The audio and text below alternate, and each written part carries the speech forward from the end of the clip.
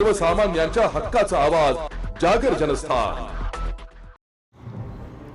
येवला लासलगाव मतदारसंघाचे भाग्य विधाते व राज्याचे अन्न नागरी पुरवठा मंत्री माननीय नामदार छगनरावजी भुजबळ यांच्या सूचनेनुसार विंचूर चौफुली परिसरातील साचलेल्या गटारीच्या पाण्याची गंभीर दखल घेण्यात आली आहे। राष्ट्रवादी काँग्रेसचे प्रदेश सरचिटणीस दिलीप अण्णा खैरे यांनी आज प्रत्यक्ष घटनास्थळी भेट देऊन पाहणी केली आहे। अहिल्यानगर मनमाड रोडवरील या समस्येबाबत नागरिकांनी भुजबळ संपर्क कार्यालयात तक्रारी केल्या होत्या।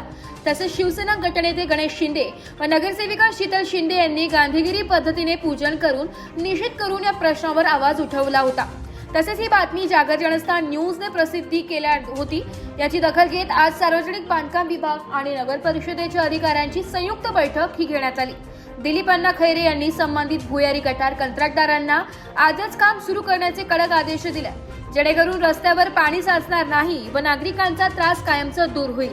या प्रसंगी विशेष कार्य अधिकारी महेश पैठणकर, नगराध्यक्ष राजेंद्र लोणारी, गटनेते दीपक लोणारी, हरीश भामरे, बाळासाहेब लोखंडे यांसह पदाधिकारी व कार्यकर्ते उपस्थित होते।